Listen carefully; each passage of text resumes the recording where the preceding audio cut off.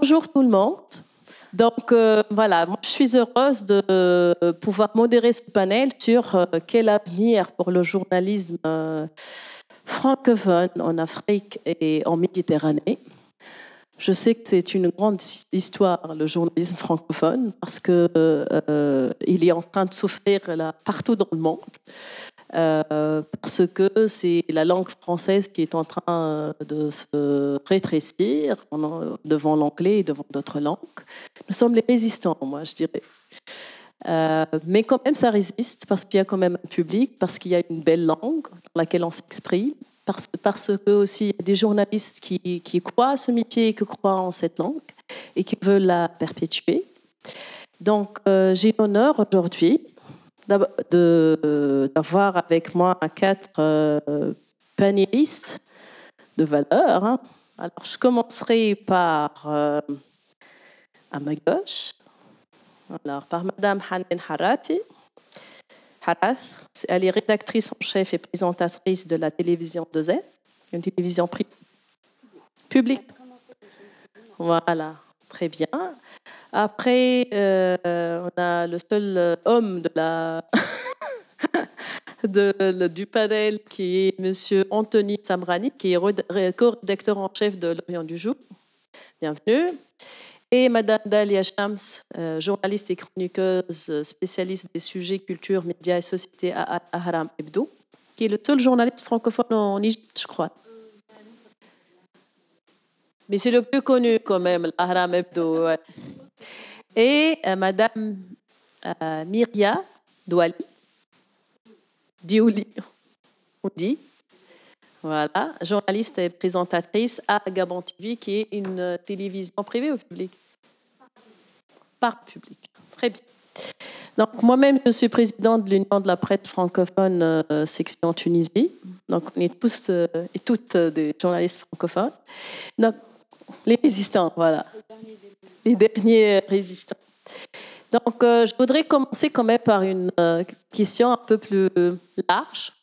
Je voudrais que vous me disiez aujourd'hui quels sont les vrais défis auxquels vous faites face ou que vous affrontez dans votre travail quotidien. Parce que déjà, le métier de journaliste, c'est devenu un métier assez difficile face à un contexte généralisé où il y a un retour des dictatures, une montée du populisme, une montée aussi des fake news, de la propagation de la fausse information. Donc déjà, le métier lui-même, il est en danger. Mais que dire lorsqu'en plus, on est sur une niche, je dirais, qui est le journalisme francophone, qui doit encore lutter pour survivre. Donc je commencerai par Madame Harath. Je ne sais pas si ça marche. Je préfère le micro. Ça fait trop discours politique. Donc, bonjour. Qu'est-ce qui se passe au Maroc? D'abord, de façon générale, et puis par rapport à votre média. Alors, je vais parler de 2 choses. D'abord, je suis très heureuse d'être avec vous, donc vraiment, et d'être surtout sur ce panel parce que l'enjeu francophone est vraiment hyper important et j'expliquerai pourquoi tout à l'heure. Je vais parler de 2 choses, du contexte marocain et de mon expérience personnelle, parce que moi, il faut que vous sachiez que j'ai grandi en France, que je retournais au Maroc il y a 12 ans. Oh. Donc c'était juste après les printemps arabes, après la nouvelle constitution marocaine adoptée en juillet 2011, et 1 an après, je suis rentrée parce que je me suis dit, bon, il y a des nouveaux principes consacrés par cette constitution, c'est le moment d'aller faire des choses et de regarder ce qui se passe, et c'est dans ce contexte que je suis arrivée au Maroc. Alors, pour le contexte marocain, s'agissant de la presse francophone, je vais dire 3 points qui sont pour moi les défis principaux. Le premier, il faut savoir qu'historiquement, la presse libre et indépendante au Maroc a toujours été francophone, d'abord.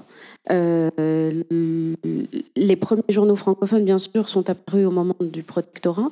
Donc, c'était de la presse coloniale qui servait les idées coloniales dès 1912 avec un premier journal qui s'appelait La Dépêche marocaine. Et ensuite, après le milieu des années 20 et années 30, ça a commencé aussi à être un espace d'expression pour les nationalistes. Et par exemple, en 1933, on a un premier journal, L'Action du Peuple, qui servait à diffuser les idées nationalistes. Après l'indépendance, je fais très très vite, hein. Après l'indépendance, on commence à avoir une multitude de titres avec des lignes éditoriales variées. On commence ensuite à avoir une presse d'opposition, et c'est à ça que je veux en venir, qui a été marquée par des revues. Je pense à la revue Souffle, qui a été créée à la fin des années 60, qui a existé pendant 6 ans, de 66 à 72, créée d'abord par des poètes et des artistes qui voulaient créer une nouvelle esthétique, débarrassée de l'héritage colonial, mais qui est très vite devenue un outil politique. C'était une revue tricontinentale qui rassemblait les idées des élites indépendantistes à travers le monde, sur les 3 continents, l'Afrique, l'Amérique latine, l'Asie. Donc c'est une revue qui a été extrêmement importante. Et puis plus proche de nous, fin des années 80, de 86 à 89, il y avait une revue mensuelle qui s'appelait Kalima, et qui voulait repenser la société à travers le prisme du rapport de genre, et qui traitait de sujets extrêmement subversifs, comme la prostitution masculine, par exemple. Je me souviens de ce numéro parce qu'il avait été interdit à l'époque. Donc il y a toujours eu un côté subversif et un côté critique. La presse francophone au Maroc a toujours été porteuse du débat public, des critiques sociales et politiques, et de valeurs démocratiques, voire de plaidoyer démocratique. Qu'est-ce qui s'est passé après ?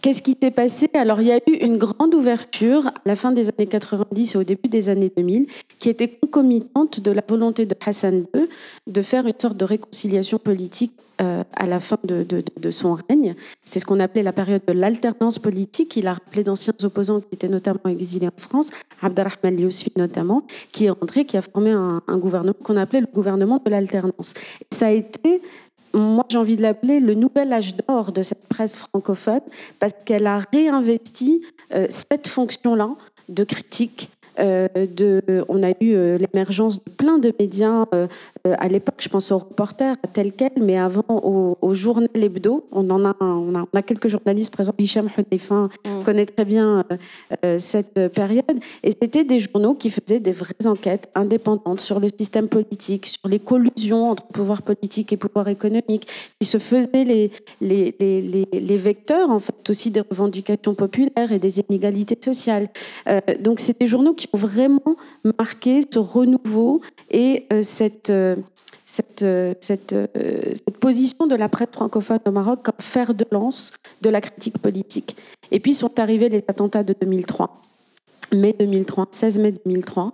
Et petit à petit, on a vu l'étau se resserrer à nouveau, comme si finalement cette presse, parce qu'elle mettait à nu les inégalités sociales, pouvait provoquer des retranchements et des contestations qui pouvaient aller jusqu'au radicalisme. Et à partir de cette période, on a commencé à avoir des coups de butoir contre cette presse. Évidemment, le levier le plus utilisé, c'est la pression économique, avec le retrait des annonceurs, des pressions, enfin, des procès qui coûtaient cher aux directeurs de publication. Et puis, petit à petit, ça s'est resserré.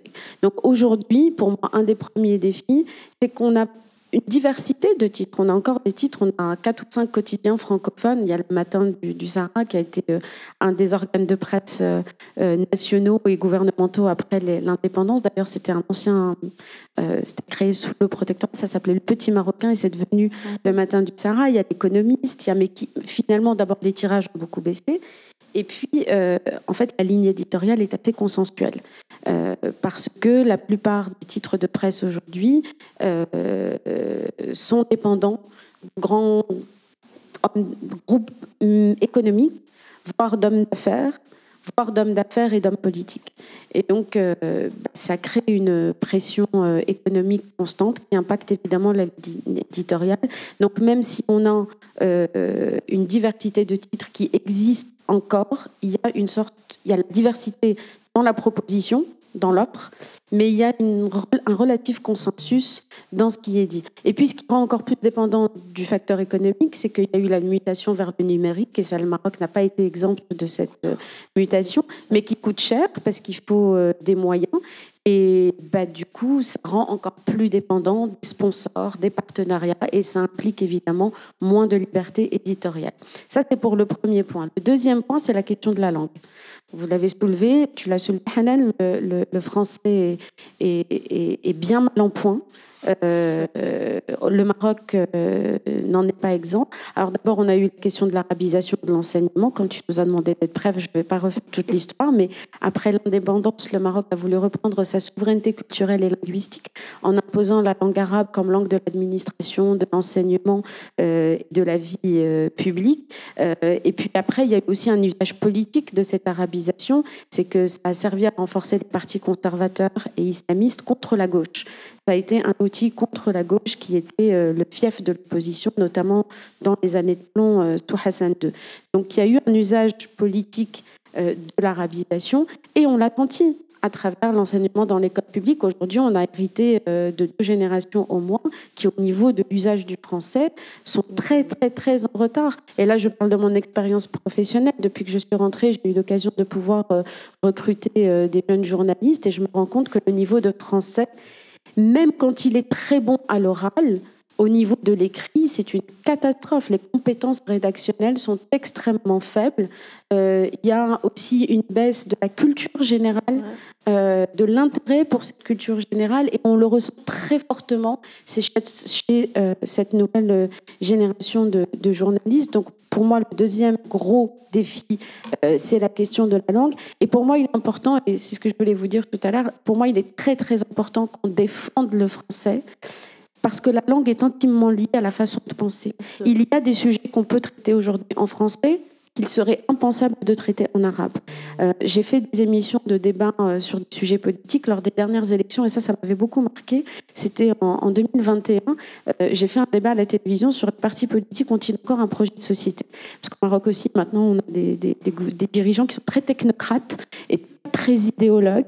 Et donc, c'était le sujet de l'émission. Et je reçois un représentant du PJD, du Parti de la Justice et du Développement, donc islamiste, conservateurs, qui généralement refusent de venir dans les émissions francophones parce que pour eux, on est un pays arabe musulman, donc on doit parler qu'en arabe. Mais il est venu, et à un moment, on parlait des libertés individuelles, puisque le sujet, c'était le projet de société, et lui commence de lui-même, alors que moi, je n'avais même pas encore posé la question, à parler d'homosexualité, par exemple, et des minorités sexuelles, en donnant l'exemple d'un homosexuel qui avait été lynché dans les rues de Fès il y a quelques années. Mais je sais qu'il a pu le dire parce qu'on était dans un débat en français. Le mot en arabe ou ce sujet en arabe, il n'aurait pas pu le traiter. Ça ne veut pas dire, et je veux qu'on soit bien d'accord, que les arabophones ne s'emparent pas de ces sujets. Sauf que quand ils s'en emparent en arabe, ça fait tout de suite polémique. Il y a des écrits, il y a des livres, il y a des articles, mais dès que c'est en arabe, parce que les mots, la langue est tellement sacralisée que ça fait plus polémique. Et donc pour moi, c'est pour ça qu'en tant que journaliste, la défense de la langue française dans les médias est absolument essentielle pour qu'on puisse parler de tout. Plus récemment, j'ai fait un débat, on est en pleine réforme de la Moudawana, c'est le code du statut personnel au Maroc, et j'ai fait un débat sur l'égalité homme-femme en héritage. Et pareil, j'ai eu un avocat très conservateur, il est décédé maintenant, mais il a pu citer des hadiths qui remettent en cause les dispositions juridiques actuelles avec lesquelles on fonctionne et qui sont inégalitaires.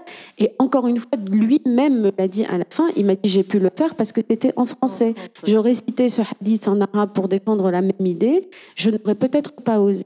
Donc pour moi, c'est essentiel de défendre la langue française pour cet aspect-là. Et enfin, le troisième grand défi, j'avais promis d'être brève, je suis désolée, mais c'est vraiment le dernier point et très rapide, c'est celui de la formation. On a un vrai problème de formation de journalistes francophones au Maroc aujourd'hui.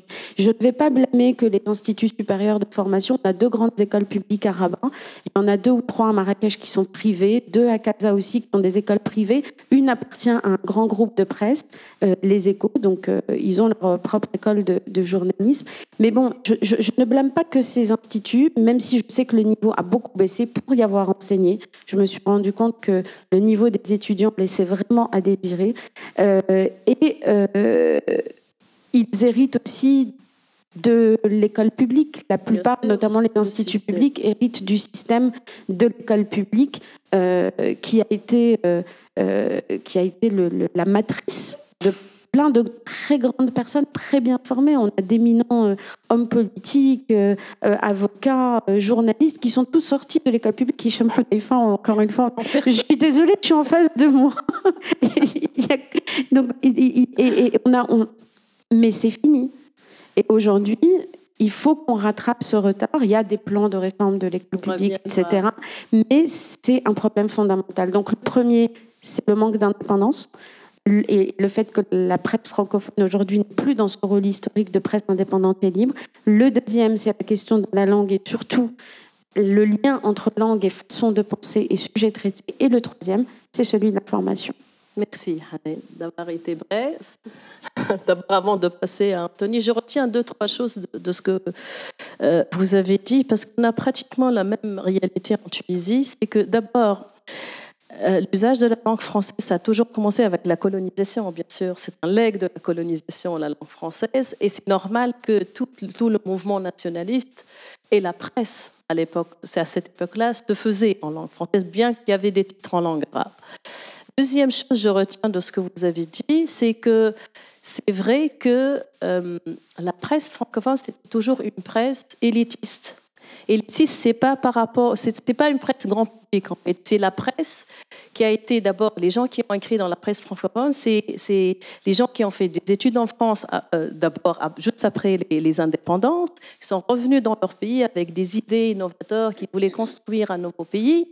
Et donc c'est vrai que c'était l'espace de débat se faisait en langue française et ça se reflétait dans les titres. Mais il y a eu bien sûr le mouvement d'arabisation. Et on a perdu, la langue française a commencé à perdre de son trait petit à petit. Et je pense que c'est le cas de tous les pays du Maghreb. En Algérie, ça se passe de la même façon. Mais moi je me rappelle que quand j'ai commencé 20 ans auparavant en tant que journaliste francophone, on était une presse élitiste. On était des jeunes de 23 à 24 ans qui écrivaient pour des gens qui avaient 40 ans et plus. Parce que les gens au-dessus de 40 ans, on ne lisaient plus en français. Donc c'était un double défi parce qu'on devait écrire pour ces gens-là qui ont de l'expérience, du vécu, alors que nous, on n'en avait pas. On commençait comme des petits journalistes. Et c'était ridicule. Et là, ça devient de plus en plus difficile. Et troisième point que vous avez dit, et que je trouve que c'est un point intéressant, c'est la liberté que donne la langue française. Qu'il y a des choses qu'on peut exprimer dans la langue française qui ne sont pas possibles dans la langue arabe. D'abord, par la qualité même de la langue française qui permet des possibilités plus que la langue arabe, et puis parce que dans nos contextes, quand vous parlez dans la langue arabe, vous allez toucher un plus grand public et là, ça devient délicat. Donc, tant que vous écrivez, que vous parlez en français, c'est bon, ça passe. Quand on change de registre et on passe à la langue arabe, ça devient problématique. Donc moi, je voulais poser la question pour enchaîner avec Anthony, si ça se passait de la même manière au Moyen-Orient, là on parlerait du cas du Liban et puis du cas de l'Égypte aussi, parce que quand même la langue française au Liban et l'Égypte, c'est pas la deuxième langue, c'est la troisième langue, c'est plutôt l'anglais. Parce que nous, au Maghreb arabe, c'est la deuxième langue, la langue française. Donc, Anthony, comment ça se passe le journalisme francophone au Liban? Si vous pouvez faire bref. Hein.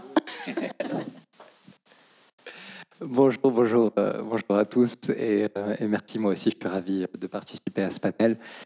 Très brièvement, il y a des similitudes et il y a des différences avec ce que vous avez pu dire sur la situation en Tunisie et au Maroc.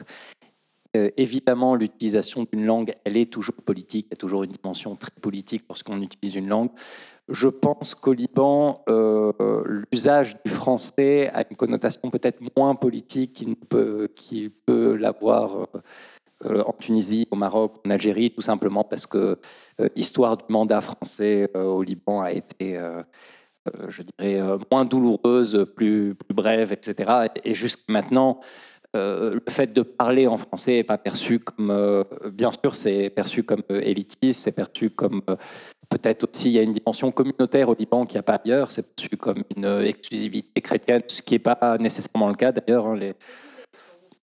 Oui, bien sûr, mais il y a énormément de membres de la communauté chiite, notamment qui ont grandi en Afrique et qui sont parfaitement francophones. Donc, quand vous voyez le paysage de la francophonie au Liban, il n'est pas du tout exclusivement chrétien aujourd'hui, même s'il y a probablement une majorité. Juste rapidement, moi, la question que pose ce panel, finalement, pour nous, Lorient le Jour, qui venons de fêter notre centenaire, c'est est-ce qu'on pourra fêter nos 200 ans? Et je dirais que la dimension de la francophonie est une partie de la réponse, mais elle n'est pas, à mon avis, l'enjeu le plus important. C'est-à-dire que si demain on disparaît, ce ne sera pas, à mon avis, en raison du fait que nous sommes un média en français. Pour dire les choses autrement, les médias aujourd'hui, en tout cas les médias de la presse aujourd'hui au Liban, en arabe ou en anglais, ne se portent pas mieux que nous et au contraire se portent même moins bien. L'état de la francophonie au Liban est à peu près le suivant. Il y a un recul très net au niveau universitaire et ça depuis des années. On le voit avec même des grandes universités historiquement francophones au Liban qui aujourd'hui ont toute une partie de leur programme en anglais et de plus en plus. L'anglais a vraiment gagné énormément de terrain à l'échelle universitaire. C'est moins le cas à l'échelle des écoles, du collège, du lycée. Mais je crois depuis 2020, si je ne dis pas de bêtises, pour la première fois de l'histoire libanaise, il y a aujourd'hui plus d'élèves anglophones que francophones au Liban, ce qui est un tournant quand même assez historique. Il y a toutefois au Liban, jusqu'à maintenant, une tradition qui est plutôt portée sur le plurilinguisme, donc avec l'idée qu'on va apprendre à la fois le français, l'anglais et l'arabe. Bien qu'il n'y ait pas, et je pense que ça c'est important à comprendre, il n'y a pas, c'est-à-dire que généralement au Liban, les francophones sont anglophones, les anglophones ne sont pas nécessairement francophones, donc sont même très rarement francophones. Et il y a au Liban des vrais francophones, c'est-à-dire des gens dont le français est la langue première et la langue familiale, la langue qu'ils parlent à la maison. Il y a très peu de vrais anglophones. C'est-à-dire que les anglophones, généralement, ceux qui ont l'habitude de lire en anglais, sont plutôt à la base des arabophones. Ce sont des gens qui plutôt utilisent l'arabe au quotidien. Nous, pour Lorient le Jour, les conséquences jusqu'à maintenant de la baisse du français n'ont pas été dramatiques et je dirais même au contraire. Au contraire, parce que l'ouverture et la transition numérique a été une opportunité très grande pour nous. On a un lectorat aujourd'hui beaucoup plus important qu'on l'avait il y a 10 ans, qu'il y a 15 ans, qu'il y a 20 ans, pour une raison très simple. C'est qu'on touche la diaspora libanaise et même parfois des gens en dehors de la diaspora qui sont intéressés par les thématiques du Liban et du Moyen-Orient, qui vivent aujourd'hui, nous, 80% de notre audience, donc pas nos abonnés, notre audience, tous les gens qui viennent sur notre site, 80% de notre audience se situe en dehors du Liban. 50% de nos abonnés habitent en dehors du Liban. Donc, effectivement, la question que va poser la baisse du français dans l'espace libanais, pour nous, c'est une question d'impact politique, à qui on s'adresse, à combien de personnes, etc. Et c'est une question de... là, actuellement, par exemple, on a un gouvernement très, très francophone, avec peut-être la moitié de ministres qui parlent extrêmement bien le français. Ça n'a pas toujours été le cas. Et c'est vrai que les relations avec le monde politique ne sont pas les mêmes pour nous lorsque l'usage du français est plus, mieux maîtrisé par les membres du gouvernement. Un dernier point, nous avons ouvert, nous, en 2020, une version anglaise de Lorient le Jour.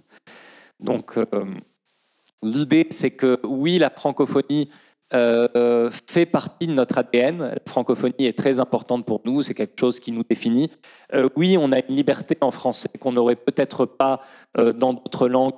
Et encore qu'il y a tout de même une liberté de la presse au Liban qu'on ne retrouve pas ailleurs, qu'on ne retrouve pas dans... Vous voyez ces thématiques-là, par exemple, la prostitution masculine, c'est des thématiques qu'on aborde en français et que j'ai pu lire par ailleurs même en arabe dans d'autres médias au Liban. Et donc nous avons ouvert en anglais. Et on a eu à ce moment-là quelques critiques d'une partie de notre public très attaché à la francophonie qui nous disait « mais vous êtes en train de scier la branche sur laquelle vous êtes assise ». Et je ne pense pas du tout. Je ne pense pas du tout que si demain on ouvrait L'Orient le Jour en arabe, si L'Orient le Jour en espagnol, en portugais, etc., que ça diminuerait la francophonie. Au contraire, la langue est un espace très fort, c'est une partie de notre identité très forte, mais ce n'est pas tout ce qui nous définit. Il y a quelque chose qui dépasse largement la langue qui nous définit. Et si ce quelque chose qu'on représente, on peut le faire dans d'autres langages, au contraire, ça nous permet d'augmenter notre audience. Une petite nuance toutefois, on constate que les résultats de notre site en anglais ne sont pas à la hauteur de nos espérances et à la hauteur de ce qu'on peut réaliser en français. Pourtant, l'audience anglophone est censée être beaucoup plus grande. Pourquoi ? Parce qu'il y a un lien très particulier de notre lectorat francophone à L'Orient le Jour que nous n'avons pas encore réussi totalement à créer dans d'autres langues. Et ça, c'est quelque chose qu'il ne faut pas du tout sous-estimer. Merci beaucoup. D'abord, merci pour votre intervention, Anthony, et pour cet éclairage surtout. Parce que L'Orient le Jour, pour nous, c'est le média francophone. Moi, en tout cas, j'ai du mal à imaginer L'Orient du Jour en langue anglaise parce que vous avez quand même une marque de fabrique. Et vous êtes un foyer de résistance en plus. Ce qui m'a marqué dans votre discours, et ça va me permettre de donner la parole à Dalia, c'est la question de l'impact, la question du public. Quel est votre public? Qui vous visez? Est-ce que c'est devenu un journal de la diaspora aujourd'hui ou pas? Et là, je pose la question à Dalia pour Ahram Hebdo. Parce que je sais aussi que la communauté égyptienne qui parle en langue française, elle n'est pas grande non plus. Et je pense aussi que vous êtes en train de cibler la diaspora égyptienne qui parle cette langue. Comment ça se passe en Égypte? En fait, en Égypte, c'est vrai que tout le monde nous dit parce qu'il existe un hebdomadaire en français en Égypte, mais c'est qui votre électeur? C'est la question qu'on pose tout le temps. Mais en fait, par exemple, mon journal, il existe depuis 30 ans maintenant. Mais il y a un autre journal qui est un quotidien qui s'appelle Le Progrès égyptien, qui est encore plus vieux que nous. Mais parce qu'ils font du copier-coller à travers des dépêches essentiellement, c'est très aligné sur la position du gouvernement. Et donc, ce n'est pas exactement la même chose. Le mien, en fait, l'Ahram Hebdo aussi a été créé, ça fait partie du groupe l'Ahram, qui est quand même le groupe le plus vieux du pays. Ça date de 1875, l'Ahram lui-même, alors que l'Hebdo a été créé en 1994 parce que c'était une volonté politique, parce que c'était à une époque où il y avait beaucoup d'attentats terroristes, beaucoup de changements, il y avait les accords d'Oslo, etc. Et donc, ils voulaient absolument avoir un point de vue égyptien sur tout ce qui se passe dans la région. Et donc, c'était essentiellement volonté politique. Et c'était pareil, il y a un autre aîné en anglais, qui est le Weekly, qui fait partie du même groupe, et il a 3 ans plus que nous. Donc, en fait, mais c'est étatique. Et la seule, on a une chaîne également, une chaîne Nile TV qui a été lancée au même temps à peu près, qui diffuse en anglais, en français, et elle diffusait presque la même année que nous. Donc c'est clair que c'était la volonté politique de s'adresser au monde dans une autre langue. Donc les défis, on a plusieurs, parce que comme vous dites, le public, c'est que on a de l'ancienne bourgeoisie et l'élite égyptienne qui ont été formées un peu partout en France, etc., et qui sont francophones, parce qu'il y a une tradition, je vais revenir là-dessus tout à l'heure, de francophonie, parce que comme vous dites, les gens qui parlent, on a toujours cette idée, les gens qui parlent en français, ils parlent aussi en anglais. Et donc on a eu pas mal d'établissements, les religieux, etc., qui se sont installés en Égypte depuis 1905 à peu près. Et donc là, il y a plein de générations, des générations successives qui parlent le français. Et maintenant, on a les écoles internationales qui font monnaie courante. Et d'ailleurs, il y a un autre problème, c'est que les gens qui sortent de ces écoles, soit ils ont une formation internationale, donc ils sont formés à l'anglais ou au français, et ils parlent très mal l'arabe. Donc il y a pas mal d'abonnements. On mise beaucoup sur les abonnements. Donc les universités françaises, les universités étrangères, etc. Donc il y a pas mal de voilà. Donc c'est ça le public avec les étrangers qui sont en Égypte. On a un site internet aussi depuis 2000. Au départ, on a commencé par faire une sélection pour permettre plus de ventes, etc. Et puis finalement, c'est pas un journal qui est fait pour vendre parce que c'est pas le truc. Et donc, on a mis tout. Donc, le journal existe intégralement sur le site. Les défis, c'est toujours la même chose. Avant le défi, est-ce que vous avez bénéficié du fait que vous faites partie d'un grand groupe? Tout à fait. Et qu'on est en français. Voilà. Le fait d'être en français, en fait, comme vous dites, quand vous avez parlé de jeunes journalistes qui commencent, parce que c'est ça, hein, quand on a commencé, on était tous dans la vingtaine. Et justement, on fait partie d'un groupe national qui a une réputation d'être un groupe étatique, et on ne travaille pas du tout de la même façon. Donc voilà, moi j'étais plusieurs fois à Rafah, j'ai fait des trucs. L'AFP par exemple, ils n'avaient pas accès, ils ne pouvaient pas entrer, pas. Mais nous, quand ils voyaient à la frontière deux jeunes journalistes ou une jeune journaliste qui a 20 ans, bah oui, même si elle n'a pas d'autorisation, elle n'a rien. Et puis du coup, il a commencé à voir. Avant, on n'avait pas d'imprimerie. Donc le Liban et la Turquie, ils étaient en avance par rapport à nous. Et donc, on a connu l'imprimerie et les journaux et la presse typographiée avec Napoléon. Et donc, il a créé à l'époque deux journaux, le Courrier d'Égypte et la Décade égyptienne. Donc, l'une s'adressait à l'armée et l'autre s'adressait aux savants. Et c'était en latin, en grec et en arabe, justement pour s'adresser à la population aussi. Et bien sûr, ces trois journaux ont disparu après le départ de la voilà, mais ça a laissé une tradition et ça nous a permis. Donc, pourquoi je dis ça maintenant? Parce que ça me permet de nouer avec le contexte du journal. Parce que dans les deux cas, ces journaux-là ont été créés par une volonté politique en tant qu'outil de propagande, si vous voulez, ou de communication politique, etc. Et puis, après, comment ça a tourné, comment ça a été utilisé, ce que les journalistes en ont fait, et ce que les gens en ont fait pour transformer ça en un outil de résistance au départ. Parce que pour nous, en fait, après, il y a eu le prédit Ismaïl qui était francophile en 1860 à peu près. Et donc, on a eu ces années-là qui ont marqué un retour, une existence assez importante du français parce que c'était la langue, c'est devenu un peu la langue de l'administration à un moment donné, jusqu'à il n'y a pas très longtemps, nos passeports étaient en français. Et en même temps, c'était aussi la langue intercommunautaire parce que alors que la communauté française n'était pas la plus nombreuse. Mais en fait, il y avait les Grecs, les Arméniens, les Syro-Libanais, etc., qui communiquaient entre eux. Avant, c'était l'italien, mais à partir du prédit Ismaïl, c'est devenu le français. Et aussi, comme j'ai dit, qu'il y a eu aussi les écoles, les établissements religieux qui se sont installés, et donc il y a eu un lectorat aussi important. Mais après, aussi, il y a eu l'occupation anglaise, l'occupation britannique, ce qui a fait que pour nous, ce n'était pas la langue de l'occupant. Non, ce n'était pas la langue de l'occupant, c'était une langue de résistance. Donc, c'est un peu le contraire. C'est qu'on ne voulait pas parler la langue de l'occupant. Donc toute l'élite intellectuelle préférait s'exprimer en français.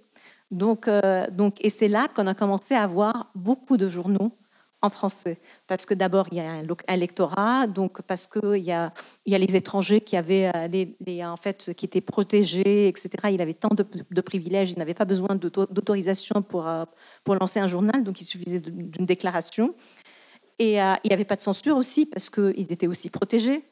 Donc tout ça a fait que tous ces gens-là pouvaient avoir des journaux, et il y avait des Égyptiens et des étrangers qui travaillaient et qui ont été formés. Voilà. Et donc, du coup, c'était devenu un truc, une arme de résistance, comme j'ai dit. C'est devenu aussi, là, on pouvait très bien, en suivant la presse, cette presse francophone, on peut parler de la montée du nationalisme égyptien, on peut voir plein de l'évolution et le féminisme. Par exemple, Houda Sha'rawi a lancé le parti de presse de son union féministe en 1924, ça s'appelait l'Égyptienne et c'était en français. Et ça a duré jusqu'à les années 40. Donc, et il y a plusieurs journaux féministes comme ça. Donc, il y a tous les écrivains, par exemple, d'expression française, comme André Chédid, comme Joyce Mansour, tous les gens qui sont devenus Albert Cosseri, voilà. Tous ces auteurs qui sont partis dans les années 50 après 60 en France et qui sont devenus connus, ils ont commencé à publier leurs premiers ouvrages ou leurs premières nouvelles, etc., dont voilà. Donc, en gros, c'est une langue de résistance. C'est une langue. C'est toujours ce lien, en fait, entre la langue française et le politique. C'est indissociable, c'est extraordinaire. Ça ressort un peu dans vos expériences respectives. Et pour revenir au temps actuel, en fait, à partir de là, après, il a fallu attendre 26 ans pour avoir après des journaux en arabe. Et c'est-à-dire, le premier, c'était en 1828. Et après, il y a eu l'Ahram en 1875. Mais pour revenir actuellement, en fait, on a fait exactement la même chose de ce qui s'est passé avant. C'est-à-dire quelque chose qui a été lancé pour servir à une fin politique et qui a été tourné différemment au fur et à mesure voilà. Merci Dalia. Vraiment, c'est un témoignage qui nous éclaire vraiment sur ce qui s'est passé en Égypte.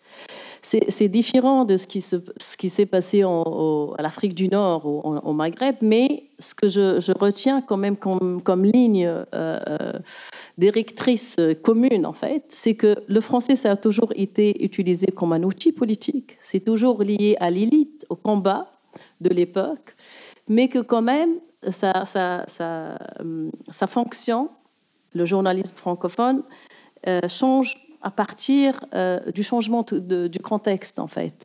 Mais ça reste quand même dans ces trois expériences, et j'arrive à la dernière expérience, c'est un legs qu'on préserve d'une façon ou d'une autre. Une autre chose que je retiens dans votre discours, Dalia, et je suis contente que vous l'avez suggéré, c'est la question de la difficulté de trouver aujourd'hui des journalistes francophones. Moi, je me rappelle 20 ans auparavant, quand j'ai commencé à chercher du travail, on me disait, il n'y a pas de travail dans les journaux arabophones, on en a plein. Le seul travail qui existe, c'est dans les journaux francophones. Et dans notre formation en journalisme, on n'était pas spécialement francophone. Et donc, moi, mon premier job, c'était journaliste dans un journal qui s'appelle Le Temps, un journal francophone. Je n'avais pas choisi ça, mais c'était ce qui était disponible.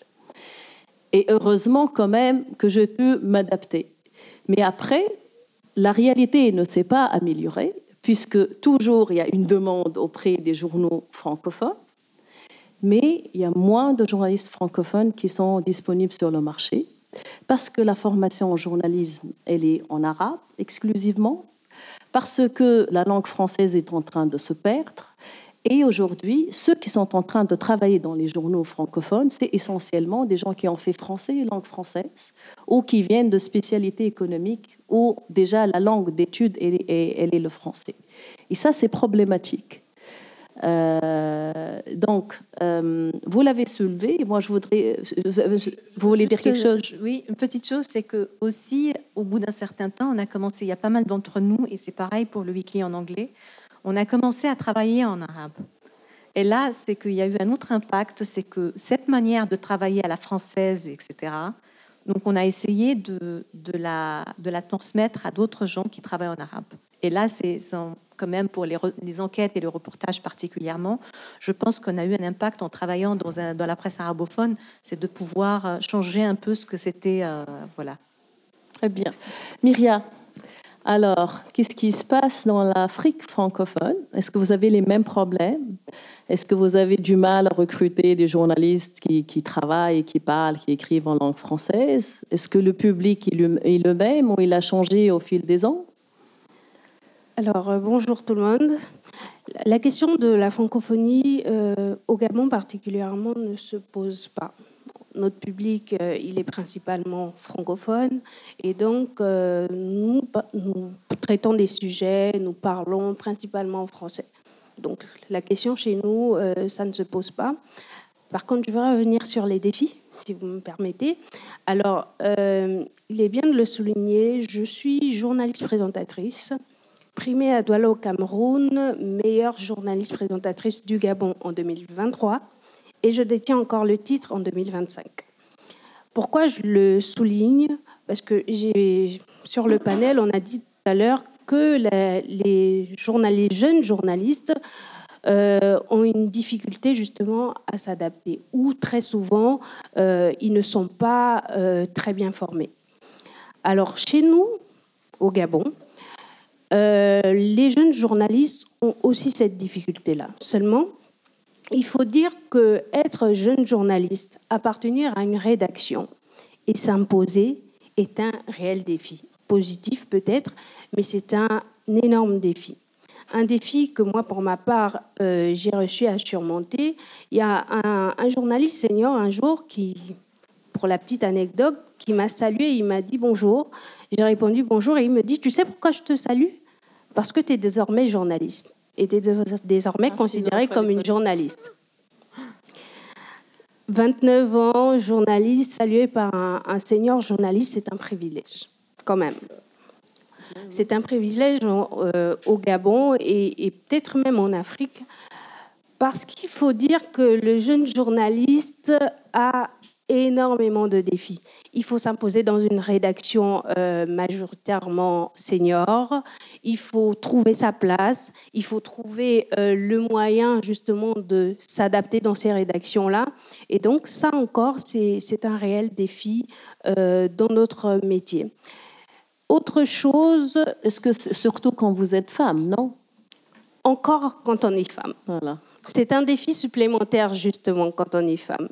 Parce qu'il faut dire maintenant, nos rédactions se féminisent de plus en plus. Avant, ce n'était pas le cas. Avant, les rédactions, elles étaient beaucoup plus masculines. Et donc, quand on est femme et quand on est jeune, de surcroît, être meilleure pendant plus de 3 ans, c'est à féliciter, quand même. Un autre défi aussi que nous rencontrons, c'est qu'il faut s'adapter aux nouvelles technologies. Et le journaliste aujourd'hui doit pouvoir justement s'arrimer aux normes de l'intelligence artificielle et de tout ce qu'il y a autour. Et donc, ça reste encore un défi à relever et à surmonter. L'autre défi, c'est la crise du journaliste professionnel, au Gabon particulièrement. Pourquoi? Parce que nous n'avons pas de grandes écoles qui forment en matière de journalisme. Il y en a maintenant qui voient le jour. Il y a 2 ou 3, mais ça reste encore un défi que ces écoles-là puissent former et surtout bien former. Et surtout qu'aujourd'hui, avec les réseaux sociaux, on a des influenceurs maintenant qui sont presque parfois confondus aux journalistes. Et donc, la crise justement du journaliste professionnel est encore à mettre sur la table et à discuter réellement. Donc, ça reste des défis majeurs pour le cas du Gabon et peut-être un peu plus loin de l'Afrique centrale. Merci Myria, c'est des défis qu'on partage tous finalement, pas seulement les journalistes francophones. Donc maintenant, pour revenir à ce que vous avez tous dit, c'est par rapport à ces challenges. Problème de la langue, la maîtrise de la langue française, le public qui change, le contenu qui change. Vous n'avez pas peut-être soulevé ça, mais il y a aussi les supports qui changent. Donc, on peut se poser même la question, est-ce qu'on a encore un public, par exemple, pour un journal traditionnel, le journal papier? Est-ce qu'on a toujours un public qui lit quand même de long format ou pas? Enfin, c'est toutes des questions qui se posent pas seulement par rapport au journalisme francophone, mais par rapport au journalisme en général. Et donc maintenant, on voudrait quand même être plus positif. enfin, se projeter un peu dans l'avenir pour voir comment on peut surmonter ces défis à travers vos expériences respectives. Comment vous envisagez qu'on peut promouvoir encore ce journalisme francophone dans nos régions? Et je vous demanderai d'être bref pour laisser un peu 10 minutes pour le public pour interagir avec vous. Donc, si vous pouvez vraiment en reprendre dans le même ordre. Ouais. Alors oui, j'aime bien rester... Je suis une pessimiste pleine d'espoir. Donc, heureusement. Alors, le premier défi, avant même de parler de la formation, c'est rendre ce métier de journaliste plus intéressant, parce que je trouve que cette fonction, elle a été tellement décriée, elle a été tellement critiquée, elle a tellement été cantonnée à un rôle voilà, d'opposition. Je pense qu'il faut réhabiliter le métier de journaliste, et je ne parle pas ici, je me permets de ne pas seulement parler du cas du Maroc, mais je pense que c'est général. Il faut vraiment réhabiliter ce métier dans sa fonction noble. Moi, quand j'ai commencé le journalisme, c'est vrai que comme tous ceux qui rêvaient d'être journaliste, je me rêvais en Albert Londres, en chevalière de la justice. Et puis, le premier sujet, on vous envoie couvrir les soldes aux Galeries Lafayette, donc vous tombez un peu des nues, mais vous continuez à y croire. Et je pense qu'il faut continuer à donner envie aux jeunes d'être journalistes. Et je le dis parce qu'on est dans des sociétés qui changent, où les mutations sont très rapides. Au Maroc, l'évolution du Maroc sur les 20 dernières années, elle est phénoménale. C'est un pays qui est en train de changer sur le plan économique, sur le plan des infrastructures, sur le plan des mœurs, parce que tout le monde est touché aussi par l'ouverture au monde. Et on a besoin d'expliquer ces changements. Et il y a deux médias, deux moyens de le faire, c'est l'éducation et les médias. L'éducation, j'en ai dit un mot tout à l'heure. Les médias, c'est là où moi j'ai choisi mon combat. Et je pense qu'on a un rôle majeur pour accompagner les changements de société, les changements internes. Et plus largement, on a un rôle majeur dans le monde qui est en train de... J'ai pas envie de dire de s'effondrer, parce qu'on a décidé d'être optimiste, mais on parle beaucoup de la question du narratif aujourd'hui, on parle beaucoup de la question du récit, et les journalistes participent à ces constructions du récit. Donc selon les documentaires qu'on choisit de faire, selon les récits qu'on choisit de raconter, c'est se raconter soi et se réapproprier le droit de se dire soi. Dans un monde, on est en train de parler de la façon dont les médias occidentaux aujourd'hui parlent par exemple de la question de Gaza, mais c'était bien avant Gaza, la façon dont on se représente notre espace géographique, et l'Afrique aussi est catastrophique. Donc je crois que réhabiliter le métier de journaliste comme porteur de ces récits sur soi est absolument fondamental, et il faut l'expliquer aux jeunes et leur donner l'envie, je parle comme une vieille, et leur donner l'envie de faire ce métier. Et puis la question de la formation, toujours pour ce métier de journaliste, je pense qu'il faut vraiment renforcer les partenariats régionaux, inter-Afrique, pour assurer... Moi, j'entends ce que tu dis sur le fait qu'il n'y ait pas vraiment d'école de journalisme. Au Maroc, il y a des écoles de journalisme, mais on y fait aussi beaucoup de communication. Et ça dévoie complètement la vision du métier de journaliste. Je me permets de le dire parce que j'ai dû recruter, encore une fois, des jeunes, et je me rends compte que, en fait, leur façon de couvrir parfois les choses est très institutionnelle. Et c'est là où je me rends compte qu'en fait, le biais de la communication et travestit en fait cette vision du rôle du journaliste. Donc je pense que j'insisterai jamais assez là-dessus. La deuxième, sur la question des contenus et du rapport à la langue. Là, je parle de mon expérience professionnelle. Une des émissions que je fais à 2M, c'est une émission où je pars à la rencontre de mon invité, homme ou femme, dans la ville de son choix. Et l'invité choisit 4 ou 5 lieux où il m'emmène en promenade, et chaque lieu est l'occasion de l'interroger sur un aspect de sa vie. Quand j'ai commencé cette émission il y a 7 ans, je ne me rendais pas compte du fait qu'elle allait autant casser la barrière linguistique. Le français, qui est une langue avant rejetée parce que c'était la langue du colon, après rejetée parce que c'est la langue d'une certaine élite politique, économique, en fait, ça a cassé les barrières, parce que comme ça ne se passe pas dans un studio, même les gens qui ne maîtrisent pas le français regardent. Donc la caissière du supermarché où je vais faire mes courses, la dame qui me reçoit quand je vais faire un hammam, elles regardent l'émission, parce que même si elles ne comprennent pas tout, elles se promènent et elles sont curieuses de savoir où telle personnalité va m'emmener déjeuner, ou bien où est-ce qu'elle a grandi. Et je me rends compte qu'en proposant des contenus différents, des formats différents. On amène un public qu'on n'attendait pas. Et ça permet de casser la barrière élitiste. Et ça permet aussi, parce que dans cette émission, j'accueille des profils très différents. J'ai accueilli d'anciens opposants politiques, Fatna Alboui, qui est une immense femme qui a fait de la prison quand elle était étudiante, qui aujourd'hui travaille à la réinsertion des prisonniers. J'ai accueilli d'anciens journalistes du journal Hebdo, qui a été fermé sous les coups de butoir que j'évoquais tout à l'heure. Et en fait, pour moi, il y a un devoir d'exemplarité, parce que comme je reviens au premier point que je disais tout à l'heure, le fait que ce ne soit plus une presse porteuse de critiques sociales, de critiques positives, moi, je pense qu'il faut réhabiliter ce pouvoir à critiquer, parce que c'est un acte d'amour. C'est pas un acte de rejet, c'est pas un acte d'opposition. Et il faut, encore une fois, pour les jeunes journalistes, leur dire vous pouvez critiquer et faire les choses avec amour. Et donc, à travers les formats que l'on propose, c'est de réhabiliter ces personnalités, c'est de donner ce devoir d'exemplarité et pacifier les choses pour continuer à faire ce boulot. Donc, deux choses, si je retiens de ce que vous avez dit, réhabiliter le métier et varier les formats, les contenus pour attirer un nouveau public. Anthony. Très brièvement, premièrement, moi je ne pense pas qu'il y ait un combat, en tout cas au niveau de la presse écrite, entre les langues. Ce n'est pas parce que la presse francophone se porte mieux que la presse arabophone se portera moins bien, etc., etc. Donc je pense qu'il faut sortir un peu de cette logique. Et au contraire, je dirais que si la presse se porte bien, elle se portera bien dans toutes les langues. Pour prendre notre exemple aujourd'hui à Lorient le Jour, c'est ce que je vous disais tout à l'heure, et ça répond peut-être un peu à la question de l'impact qui est votre lectorat, etc., etc.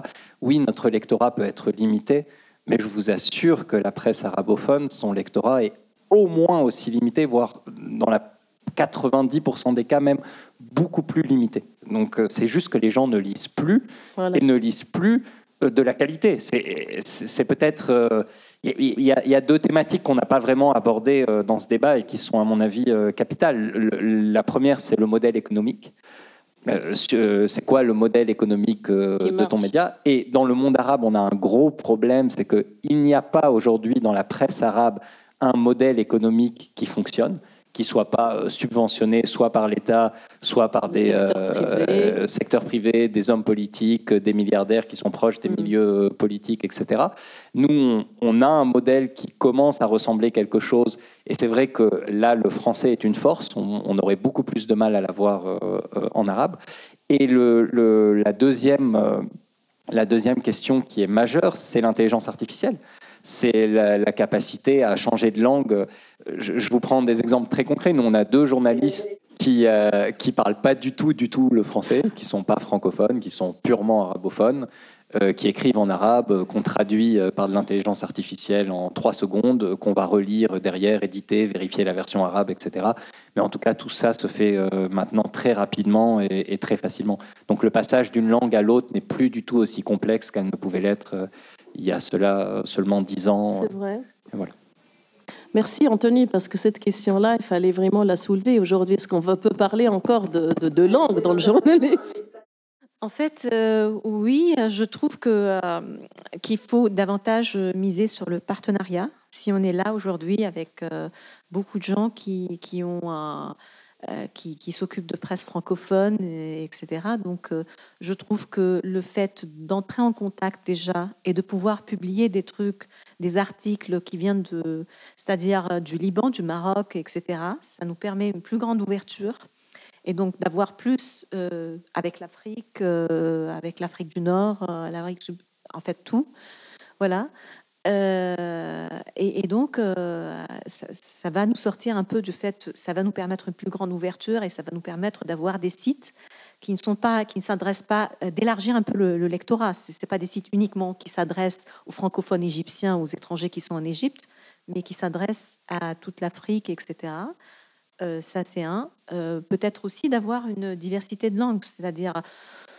Parce que nous, notre enjeu, c'est essentiellement, jusque-là, c'est la presse étatique, donc elle doit sa survie à la subvention de l'État. Les deux, on a eu 2 expériences, la revue d'Égypte entre 2002 et 2006, je pense que c'était quelque chose de privé. Il y avait une version en anglais, Egypt Today, ça marchait à merveille, mais le français... Entre 2002 et 2006, il n'a pas pu résister plus, alors que ça dépend d'un grand groupe anglophone. Il faut davantage, à mon avis, miser sur plus de partenariats. Depuis 2011 déjà, moi je pense qu'avec le contexte où se trouve la région, pas que pour les journaux francophones, moi je trouve que le fait d'avoir des journalistes qui étaient en exil un peu partout, qui étaient un peu des réfugiés, etc., des gens qui ont eu des problèmes, donc avec Internet, avec les sites en multilingue, etc., on peut avoir justement une presse qui s'adresse à un lectorat en dehors des frontières. Donc, en gros, c'est élargir le lectorat, c'est ça. Et collaboration entre les journaux francophones. Myria. Oui, alors les journalistes sont les témoins, sinon les acteurs de l'évolution sociopolitique. Et qui dit évolution sociopolitique dit ouverture vers le monde, dit diversité linguistique et finalement tous les aspects que nous abordons ici. Le journaliste de demain doit être donc capable de s'ouvrir au monde, doit être donc capable de s'intégrer pleinement dans cette diversité linguistique finalement, et puis de se questionner aussi sur son rapport média-État, pourquoi pas. Je donnerai quand même la possibilité au public d'interagir. Je prendrai 2-3 questions. Bonjour, je suis Merve Chektmi. En fait, je suis doctorante en sciences de l'information, de la communication, journaliste.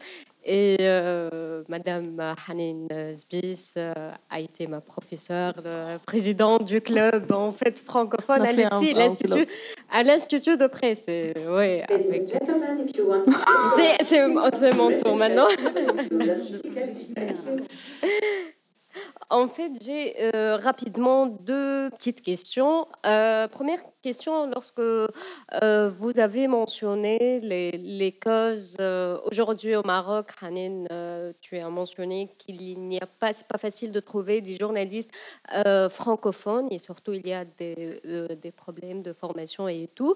Est-ce que tu ne penses pas que la langue française, il y a en fait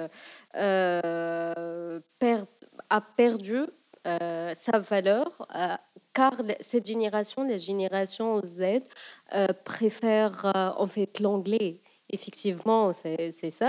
Et la deuxième question, est-ce que les journaux francophones dans les pays qui parlent en fait la langue arabe, dans le monde arabe, est-ce que les journaux francophones peuvent-ils parler librement que les journaux arabophones? C'est ça. Effectivement, la liberté d'expression, de critiquer, surtout il y a aujourd'hui des problèmes politiques dans certains pays arabophones. Merci à tous les panélistes pour cette enrichissante discussion. Je me présente, je suis Ahmed Hedb, je suis journaliste chez QLM Media. C'est un média en ligne qui fait des explainers. Nous, on se définit comme étant le média de la découverte et de la curiosité. En fait, ma question s'adresse à vous tous, avec tous les contextes très différents entre le Gabon, l'Égypte, le Liban et le Maroc. Vraiment, c'est très différent et même les lectorats sont très différents avec des, on va dire, je sais pas comment formuler ça, mais perspectives différentes, voilà, des supports exactement, différents. de perceptions très différentes, aux réalités différentes. En fait, ma première question... tu en as une série. J'ai 3 questions, 3 petites questions, vraiment 3 petites questions.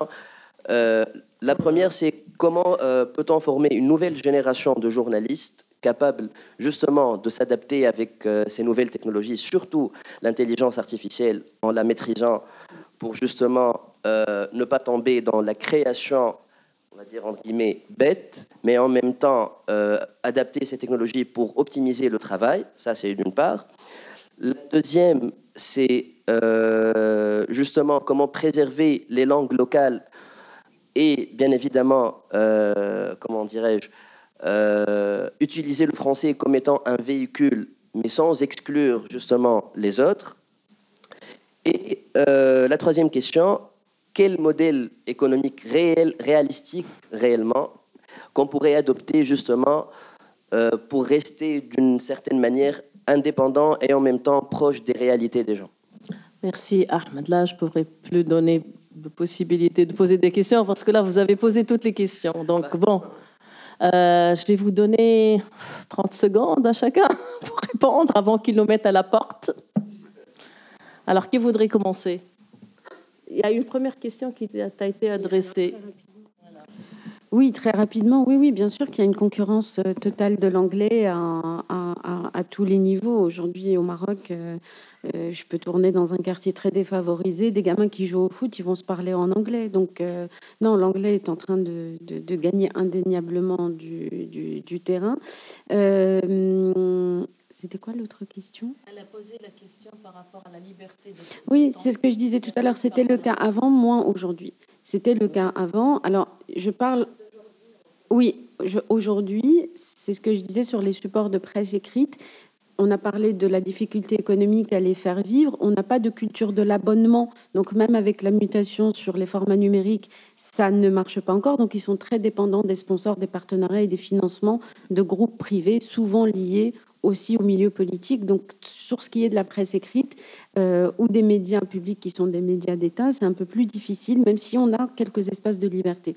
Après, il y a les radios privées, par exemple, il y a une libéralisation du secteur. Donc, sur des radios privées, etc., là, oui. Et même sur des sites Internet qui arrivent à vivre sans être dépendants des groupes économiques, où il y a une liberté de ton qui permet d'aborder un certain nombre de sujets. Comme ça, je reste bref. Voilà. Alors, je vais réagir sur la question du monsieur. Comment peut-on former une nouvelle génération de journalistes? Alors déjà, il faut dire, moi ce que je dis, c'est qu'il faut être passionné.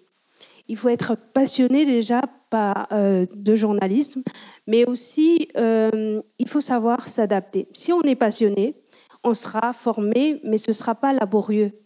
Tu vois ce que je veux dire? Ce sera très facile en fait d'intégrer la formation. On est formé, oui, parce que pour bien exercer le métier, il faut être formé. Pour être un meilleur journaliste, il faut être formé. Mais on est surtout passionné par ce qu'on fait et par ce qu'on veut faire. Sur la deuxième question, comment préserver les langues locales? Pour le cas du Gabon, par exemple, le français est la langue la plus parlée au Gabon. Sauf que nous avons des langues locales. Moi, je suis Pounou et Obamba. Ça, ce sont mes langues locales. Dans le cadre professionnel, je vais parler le français, mais dès que je suis sortie du cadre professionnel, je garde mon identité, je garde qui je suis. Avec des confrères, vas-y, tu peux rebondir? Non. Dire maintenant, il n'y a pas le temps pour ça, s'il vous plaît. Là, 30 secondes pour chacun et vous pouvez continuer la discussion dehors. Donc, c'est ce que j'avais à dire simplement pour répondre à ta question. Il y a Delia et Anthony, si vous voulez ajouter quelque chose. Oui, rapidement, pour le format économique, etc., on a beaucoup travaillé dessus après la révolution de 2011, parce qu'on rêvait d'avoir un journalisme très différent, etc. Bien sûr, tout ça est tombé à l'eau, parce qu'on n'a pas la possibilité de... C'est-à-dire, on a parlé d'autogestion, on a parlé d'abonnement, on a parlé de journaux cryptés, etc. Et tout ça, on n'a pas le droit de payer en ligne et de s'abonner à un journal, etc. Donc, c'est l'abonnement. Quand j'ai parlé de l'abonnement tout à l'heure, c'était l'abonnement traditionnel, c'est-à-dire les gens, ils vont payer au journal de l'argent, ils reçoivent le journal chez eux à la maison. Donc c'est compliqué parce que pour la liberté, justement, c'est beaucoup plus difficile qu'avant par rapport à l'avant les révolutions et l'après. En ce moment, depuis 2014, c'est devenu très verrouillé et donc c'est devenu plus compliqué. Donc, merci Delia. Peut-être il y a quelques journaux qui sont financés à l'étranger, etc. Et c'est un peu différent. À toi le mot de la fin. Peut-être un mot très rapide sur l'impact de l'intelligence artificielle. Avant qu'il y ait la dernière annonce pour le déjeuner. Sur l'impact de l'intelligence artificielle, parce que oui, ça va avoir un impact, ça a déjà, et ça va avoir un impact énorme sur le monde des médias, de la presse, etc. Il y a beaucoup de choses qu'on fait aujourd'hui qui vont être remplacées par l'intelligence artificielle. Cela dit, il y a des choses que l'intelligence artificielle ne pourra jamais faire. Je vous donne 2 exemples très concrets. 1, l'intelligence artificielle ne pourra jamais chercher l'information, donc la première information, ce que font aujourd'hui les agences. Je ne sais pas, moi, il y a eu un attentat à X. combien de morts, qui a eu cet attentat, etc. Ce n'est pas l'intelligence artificielle qui va se faire ce travail. Deuxièmement, l'intelligence artificielle n'écrira jamais une grande enquête, un grand portrait, donc tout ce qu'on va appeler le journalisme primaire, l'information brute, et le journalisme de très très grande valeur ajoutée, ça l'intelligence artificielle ne pourra pas le faire. Donc ça va nous pousser à aller de plus en plus, nous, vers ça, pour nous différencier. Merci beaucoup, Anthony. Merci à vous toutes et tous. Merci à Hanen, merci à Anthony, merci Dalia, merci Myria. Merci au public qui a été si patient. Et vous avez eu l'annonce, donc on vous a retenu, vous avez raté le déjeuner, mais bon. Nous vous remercions d'avoir été patient avec nous et bon, on espère vous voir pour le restant des assises.